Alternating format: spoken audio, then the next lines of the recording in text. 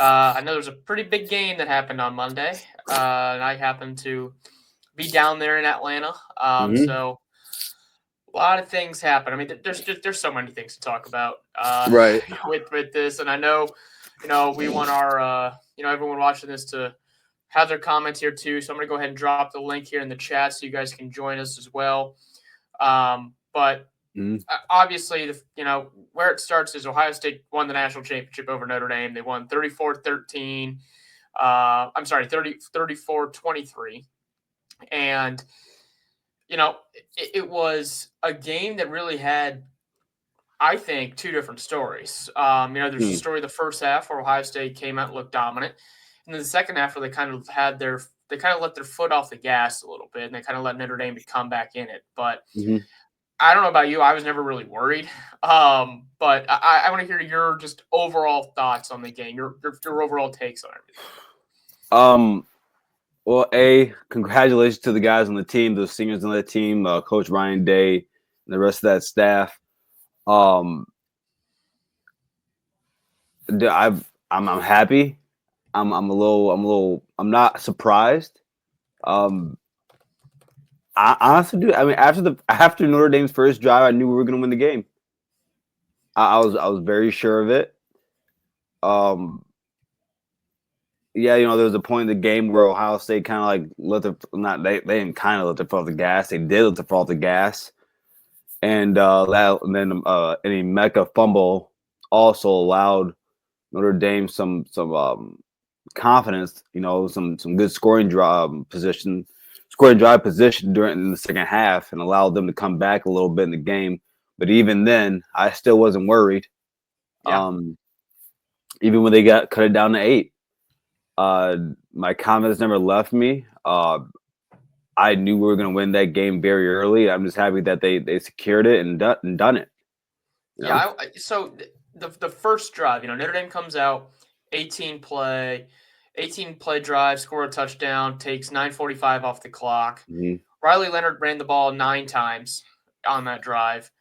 It was a very impressive first scoring drive, but me like you, I knew that wasn't sustainable. You can't run Right. him 9 times every single drive. Like he'll die. And I mean, Mm. and he went out off the field, and I don't remember it was Molly McGrath. I think it was Molly McGrath reported that he just went over and just puked on the sideline and just looked Yeah. exhausted after that first drive. I'm like, okay, well, that's the first drive, bro. Like, you got a whole game Mm. left. So, Oh, exactly. you felt okay after that, and then Ohio State's offense just comes right off the bat, and they go ahead and they go down and score. They got the Jeremiah Smith score, and Mhm. actually, and I found this interesting. I learned this on actually the McShay podcast on the Ringer, was floating around that they actually stole that play. Chip Kelly stole that play from Alabama in the 2020 Mhm. national championship. That was the same play that they used with Devontae Smith against Ohio State. So he Yeah. went ahead and filed that away, and he sat on that all this time to go ahead and break it out in the national championship game, which I think's is pretty cool. But honestly, I think one of the key plays, not just on that drive, but in the entire game, is when Smith. It was third down. It was a first third down. And Ohio State looked like they if they have a chance to go 3-and-out and all of a sudden kick the ball back to Notre Dame, they would have all the momentum, and they'd all of a sudden start to build confidence. And they threw it to Jeremiah, and he went Yeah. back to catch the football, went behind the first down marker, and was able to fight through to get the first down. I thought that was a huge play in the game, because if you go 3-and-out on that first drive and you kick it right back to Notre Dame, I think you're kind of I don't want to say you're in trouble yet, but you're getting there just Mhm. because of how fast you've been starting in the CFP, and all of a sudden Notre Dame gets when Notre Dame is not going to be well equipped to come back, but if they get ahead, they can drain that clock and drain those possessions. So I thought that was a huge play. Yeah. Back to the first Jeremiah touchdown, or the play that we took from Alabama, dude. I was honestly really cool to see also. And think about it, it's not surprising that it worked. They've run that end around with Jeremiah all year. They've ran it all year, and they've never shown that play out of it. And so I'm not surprised by it.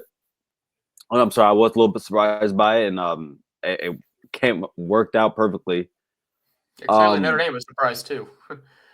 No, they were, and I want to know what you thought about this, because we talked a lot last week about just what Notre Dame could do to Ohio State, or like what they couldn't do. And I tried throughout the week. I gave a lot of numbers, but there are some things that I think we talked about with a lot of Notre Dame people, whether it be on X or it be the Ohio State fan base, and Notre Dame fans didn't want to listen. We kept hearing all week that their defensive line was really good. Their defense was elite. Their defense was not elite. I kept bringing up how they give up 130 rushing yards. Well, Yep. welcome to the 200 club, boys. Welcome to the 200 club. Yep. I thought with them giving up 3.5 after contact, I thought this could be a Juggins game. It was. I mean, good for him busting a long one, man. He a long run. Didn't have. I guess I wouldn't say he had a bad playoff run, but it was good. But he's kind of been like here, 7 yards there, 7 yards here, 5 yards there. But it's nice to see him bust a long run like that in a very big game. Also, when we needed it, I thought that was 70-yard run was key. They really needed that. And I mean, like you said, Judkins, this was his game, and Trevion really, the playoff was his playoff up until this point. He'd been the guy that had been breaking big runs. He'd been making the big plays, and as a senior leader, you would expect him to do that. And the Judkins came out and scores 3 touchdowns. I thought it was just a perfect, it was the perfect symbolic reason for why Ohio State went to go get him in the first place. They wanted to keep Henderson fresh for this playoff run, and then they knew they had a great back in Judkins too when Henderson wasn't as effective. So I thought, obviously he played great. Were you how did you feel about the offensive line? The offensive line, I thought they played, I thought they played pretty decent. I wouldn't say it was their best game in the CFP, but it obviously wasn't as bad as what we saw against Nebraska or anything like that, or against Michigan. Yeah. I thought they handled themselves fine.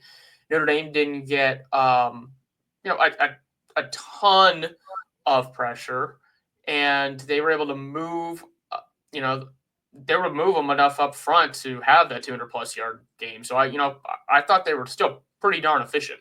I thought Donovan Jackson specifically played very well. I mean, what did you think of the O-line? I was quite frankly happy with them. I thought that there were guys on the offensive line that played really, really good. But as a whole, I thought they did exactly what they needed to do. I thought there were times when we needed tough yards, they got the tough yards. This was the game we finally saw Will Howard, run the ball a lot, and you need the offensive line to move, guys up front for that to happen. So I thought they were great. What number did we say? We said 10.5 rush yards. Yeah, and I think we both hit over. That was nice to see, man. They put out all the stops, and I mean, Will Howard in the beginning of that game, he guys were open. That's what we expected. If Notre Dame was going to run man to man, guys are going to get open. Yeah, and quite easily. Will made the throws. And he 81% of his passes. Yeah, I mean, start 15, like 14 for 14. It was one 13 of 13. Yeah, 13. Okay, so like it was one of his easier games, I would say. But I mean, good grief, man. I mean, I've seen a lot of quarterbacks go out here in the playoffs. Riley Leonard in this game, there were simple throws that he couldn't make. Yeah, Will Howard made every single throw he had to make, and I was very impressed by him. It was really like I saw like on the first 13 plays, everybody touched the ball. Trey, Judkins, every single receiver touched the ball. G. Scott touched the ball. Will Howard ran on the play. It was a good compliment. It was good complimentary football. You didn't know who was going to get the ball. That's what Ohio State did a very good job at disguising who was getting the ball. It did look like they were trying to force feed Jeremiah a little bit in the beginning, but I'm okay with that. That's what you need. Force feed anybody. Yes, that's what you do. Yeah.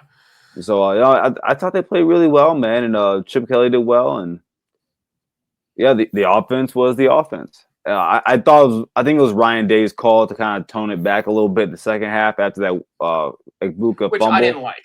Well, now, No, I didn't honestly, like I it. thought I thought they kind of even did a little bit before the Ibuka fumble. Mm, I thought after they scored, right out of the gate in the second half, I thought after that they kind of just they went into clock preservation mode. They just yeah. ran the ball. They kind of just had really bland play calls. And, like I said, I was never nervous at any point, but I'm like, okay, come on.